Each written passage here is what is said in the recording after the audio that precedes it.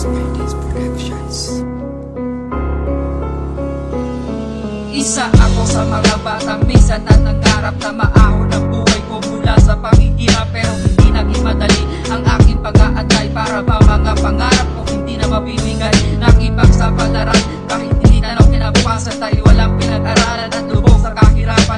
Ang isang katulad ko na lumaki isang dukha, wala sapat na kita at isang kain sa tuka. Ang mga magulang ko sa kanila pagtatrabaho, uuwi ating gabi magaspa ang mga kayo para may mahanda lamang sa aming kapagkainan at may makain lamang kami ngayon sa hapunan. Ang ulam namin isang tuyo at tutok na kanin. Sa limang magkakapatid dapat pagpagkasyahin. Ang mga ina ay mamagulgol sa pag-iyak dahil bukas kung makakain kami ay hindi tiyak. Ito ay kwento patungkol sa mga mahihirap dahil sa kahirapan hindi maabot mga pangarap. Dahil sa mga politiko na puro korupsyon, mga pangarap na tuka ay laging nakabaon. Ito ay kwento patungkol sa mga mahihirap dahil sa kahirapan hindi maabot mga pangarap. Dahil sa mga politiko na puro korupsyon, mga pangarap na tuka ay laging nakabaon. Isang trahedya ang dumating na hindi inaasahan. Ang barong-barong bahay na palo sa kalukutan dahil sa isang balita na sa amin ay gumulat. Parang dalawang mata ko ayokong imulat.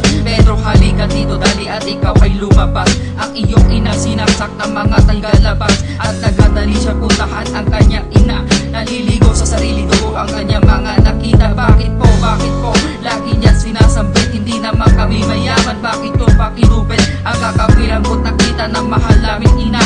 Hindi na kayo naawa o kahit na konsensya. Paano na kami mabubuhay dito sa mundo kahit na ang utak ko ngayon ay gulong-gulo? Pwede mang kapatid pa ako pumapasok sa eskwelahan, paano ko ba sila mabibigyan ng kinabukasan? Ito ay kwento patungkol sa mga mahihirap dahil sa kahirapan hindi maabot mga pangarap. Dahil sa mga politiko na puro korupsyon, mga pangarap na lupa ay laging nakabaon. Ito ay kwento patungkol sa mga mahihirap dahil sa kahirapan hindi maabot mga pangarap. Dahil sa mga politiko na puro korupsyon, mga pangarap na lupa ay laging nakabaon. Ganito ba talaga sa bayan natin sinilangan? Pag mahirap ka ay wala ka ng kinabukasan. Mga mayayaman lang ang lalo yumayaman, pero ang mga mahirap ay lalo naghihirap.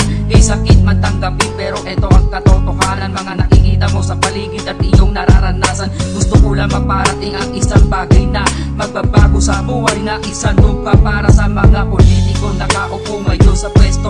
Baguhin nyo sana ang sistema at iwasan ang bisyo para naman mga mahirap ay may pagkakataon na baguhin nila ang buhay at muling makabangon. Katulad ni Pedro sa istorya ng kwento kanina, lubog sa kahirapan at nabipila sa mahalita. Sa dami ng pagsubok na dumating sa kanyang buhay, naisip na lang niya ang buhay niya walang saysay. Ito ay kwento patungkol sa mga mahihirap dahil sa kahirapan hindi maabot mga pangarap. Dahil sa mga politiko na puro korupsyon, mga pangarap na lupa ay laging nakabaon.